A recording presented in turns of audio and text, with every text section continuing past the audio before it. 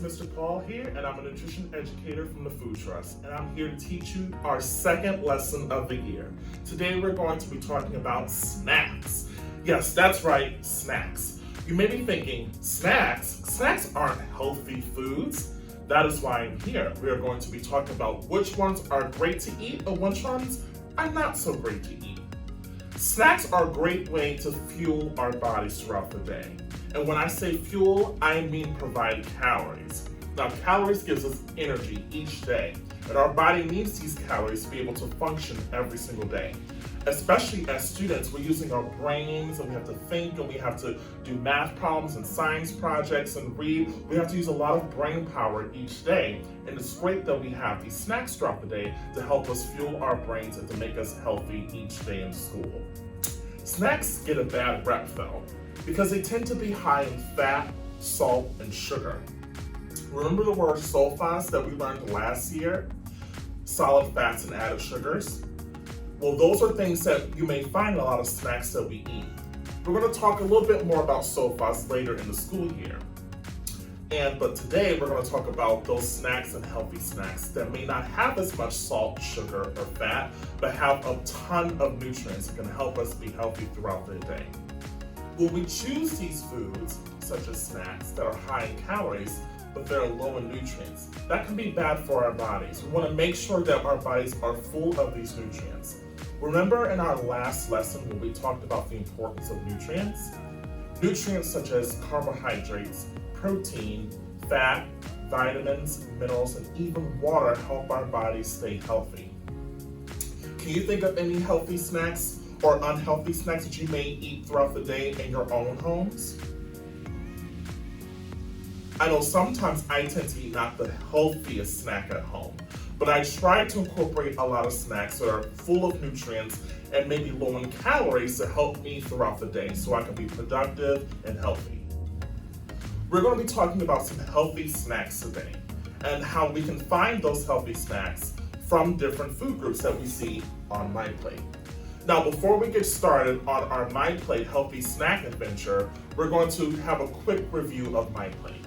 Now remember, MyPlate has how many food groups? Hopefully you said 5. There are 5 food groups on MyPlate. That includes fruits, vegetables, protein, grains, and dairy. Now when we think of these 5 food groups, we know that it helps us and guides us to create full, balanced meals that we can eat every day to make sure we're getting our full of nutrients and full of all of the foods that we need to have a balanced meal. Now with fruits, those are things that are easy, right? We think of fresh fruit, we think of apples and grapes and bananas, right? And our vegetables, those are the things you tend to steer away from, but we know that vegetables are very important. That includes spinach and broccoli and carrots and corn. Our grains are great because I like to say our grains are things that we find a lot of in the morning. So we think of our cereals and toast, our bread, our whole wheat breads, even popcorn are some healthy grains that we can eat. And for proteins, that includes our animal proteins and non-animal proteins that we talked about last year. Animal proteins including our meats and eggs, and then our non-animal proteins, which includes our beans and seeds. And then last but not least, we have our dairy group. This group includes our milk, yogurt, and cheese. Okay, we're going to be talking about healthy snacks that we can find in each food group. So we just went over our MyPlate, right? This wonderful guide to help us with our healthy foods. Now we're going to use it to create healthy snacks. Now, if you remember from our last lesson, we talked about nutrients and we helped you guys create full meals for breakfast, lunch, and dinner by using MyPlate. We're going to use that same idea to create our snacks throughout the day. Now, first, we're going to start off with our grains group. Can you think of any healthy snacks that we can get from our grains group? We can find great snacks in our grains group that includes whole grain crackers, cereal, or pretzels. Just remember that the pretzels shouldn't have a lot of salt in them because pretzels tend to have a lot of salt, and remember we want to avoid high fat, high sugar, and high salt in our foods. Now let's move over to our vegetables group. Can you think of any healthy snacks that we get from our vegetables group? Hopefully you thought of stuff such as like carrots or peppers or even broccoli. Those are just some wonderful vegetables that we can use as snacks. Next, we're going to move on to our fruits. Now, our fruits tend to be very easy when it comes to snacks, but can you think of any healthy snacks we can get from our fruits group?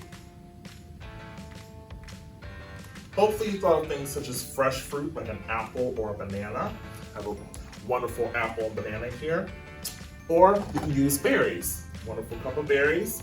Or you can use things such as dried fruit, including raisins or craisins. And next we have our protein group. Now our protein group is also something we may have a little trouble finding healthy snacks in, but there are possible ways, especially if we look for non-animal proteins. So can you think of any healthy proteins we can find for snacks? Hopefully you thought of things such as string cheese, or seeds, or even trail mixes. Trail mixes are full of peanuts and other nuts that are full of protein, so they can help with our healthy snacks. And then we have our dairy group. Now, can you think of any healthy snacks for our dairy group?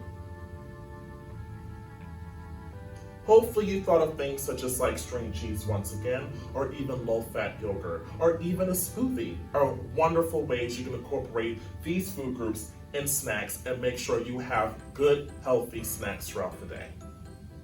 As you may notice in the list of healthy snacks we just discussed by using our MyPlate, you may find that a lot of these snacks can be mixed or matched or even combined to create what I like to call super snacks. And these super snacks are great because you can have more than one food group and more than one nutrient combined to create a great snack for the day. For example, remember we talked about celery being a wonderful vegetable snack? Well, can you think of other things that may go with celery that you may eat, or we may have had in a taste test previously last year in a lesson? Can you think of something that would go well with celery?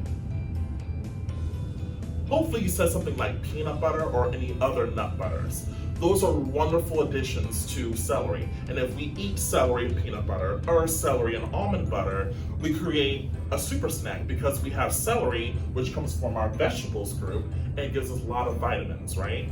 And then we have our peanut butter or nut butters. Remember, peanuts or other nuts make up which food group? Hopefully you said protein. So our peanut butter and our other nut butters are great in protein. So now we have our vitamins and our vegetables and our protein creating a super snack. Another example are peppers. Now remember, we've eaten peppers before in our taste tests. Now, what goes well with peppers? Hopefully you thought of something such as hummus. Now, remember, hummus is such a weird name and sometimes a lot of you didn't even know what it was. But hummus is a wonderful snack and protein actually because it's made from what we call chickpeas, and chickpea is a bean and beans are part of proteins. This wonderful dip goes really well with either a whole grain cracker or a vegetable, including peppers. So if we include peppers, such as this, or some green peppers that I have here, and we have a bowl of hummus, you can dip the pepper into the hummus and you have another super snack. Also, if we think of another one, which is I call a super snack, are smoothies. Now, smoothies are great because smoothies can include not one, not two, not three, not four, but all 5 food groups in a smoothie. And that's great, right? If you include all 5 food groups, that means you're getting a lot of nutrients. So remember those nutrients we talked about before, carbohydrates, fiber, those vitamins and minerals, and things from different food groups, we can get all in a smoothie. So if I'm making a smoothie, I'm gonna pretend this is my smoothie, and I have a vegetable here. I love putting a dark leafy green in a smoothie, and you don't even taste it. That's the good thing, you don't taste it, because I'm gonna add some fruit in it. So maybe I'm going to add some berries or apples to my smoothie. For protein, I'm going to add a little bit of peanut butter to it. And then for dairy, I'm going to add a low-fat yogurt or some milk to give it a little bit of liquid to make it more smooth. And sometimes you're like, wait, grains in the smoothie? Actually, yes. Sometimes people add oats which is a grain, to a smoothie so they can get full of fiber, right? Or even flax seeds or things like that. Those give us extra fiber. Remember, fiber is very important to keep us regular. We're going to include a grain also in our smoothie. So now our smoothie has 5 food groups and all of these nutrients included to make it a super snack. Now remember that snacks don't have to be unhealthy things. We need them to fuel our bodies and make sure we can use our brains each and every day. With the addition of physical activity, we can make sure our bodies are being productive each day. And as a student in school, you need to do that in order to pass that test, read that book, or answer that math problem. Once again, I'm Mr. Paul. Thank you so much. I'm from the Food Trust, and I will see you soon. Hello, everyone. I'm Mr. Paul, and this is... I'm Miss Juliana. And we're here at the Food Trust kitchen. We're going to be making a vegetable and cheese quesadilla today. And, we've been talking about nutrients, and we're going to figure out how we can create our meal and see what nutrients are inside our meal. Always look at my plates to guide you to make healthy choices. Right? So our nutrients, we've learned about the 6 nutrients: carbohydrates, protein, fat, minerals, vitamins, and water. Okay, so in our quesadilla today, let's see how many nutrients we're going to use today. Our ingredients are, the main ingredient is tortilla. We're going to have a corn tortilla, but at home, this is all I have in my house. But if you have flour tortilla, that works too. Okay, so, and here, what nutrients do we find in the grains group? Carbohydrate. And then another nutrient is protein. Okay, and for protein, we have beans. Okay, beans, superfood, high in protein, high in fiber, vitamins too. Awesome. It makes everything taste good, in my opinion. And so that's 2 nutrients. And then we have some quesadilla needs cheese. Right, Mr. Paul? That's right. Yes, love me some cheese. Mm-hmm. Yes. And cheese goes in the dairy group. So we talked about the nutrient, one of the minerals, calcium, that helps our bones stay strong. So we're going to add that. And that's also a little bit of fat now in cheese too, right? Remember, we don't need too much fat, right guys? Okay. And then for our veggies, we have some corn and some green peppers. Freshly cut, super delicious. And because they're in a vegetable group, we know they're high in vitamins, okay, especially the vitamin A and vitamin C. And also, don't forget, water. Yes, vegetables and fruits, they are packed with water, and we need so much water every day, okay? And what we're going to use to cook this wonderful food is what we have here is canola oil. We know that when we have a little bit of fat in our diet, which helps our organs, it helps us stay warm, we want to use our oils instead of solid fat. So I'm glad that we have our oil here to help us cook. All right, that's right. So, Mr. Paul, let's turn our skillet on. Let it warm. Before we cook anything, what we have to do? Wash our hands. Wash our hands, guys. That's right. Nice and clean, sweet and clean.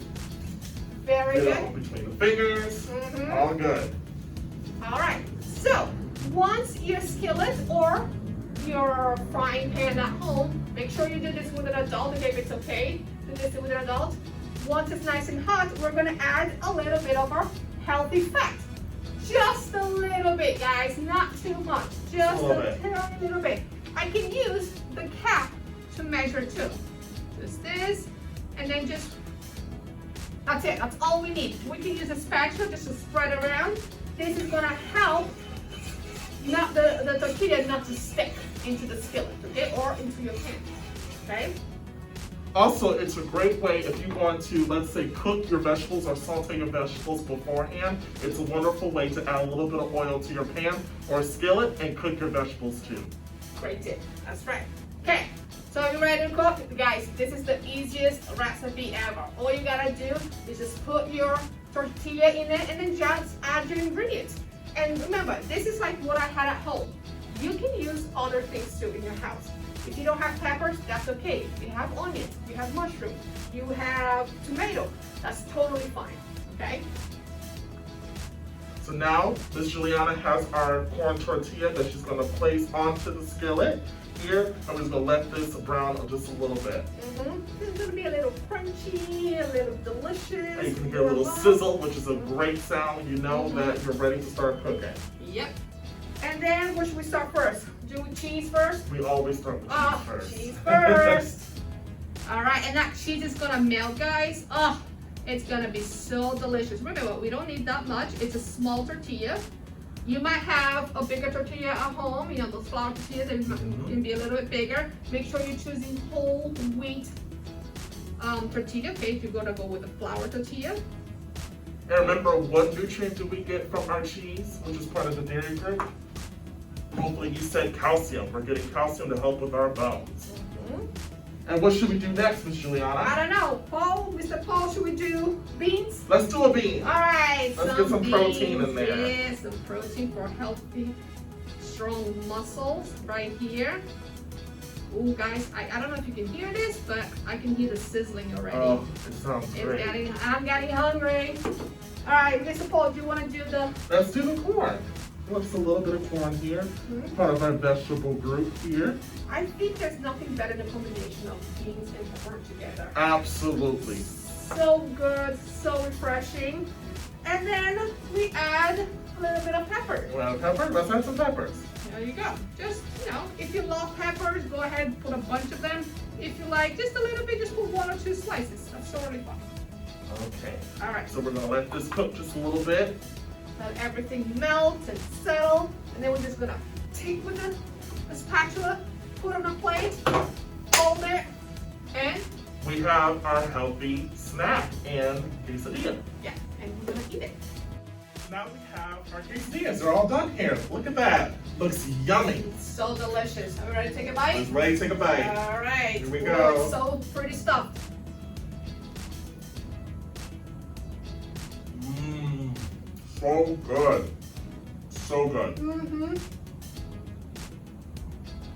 The tortilla cooks so well. The beans just bring like the richness. The corn, the sweetness pop in your mouth like, whoa, what's that? Right. And then you bite into the pepper. So crunchy. So good. So delicious.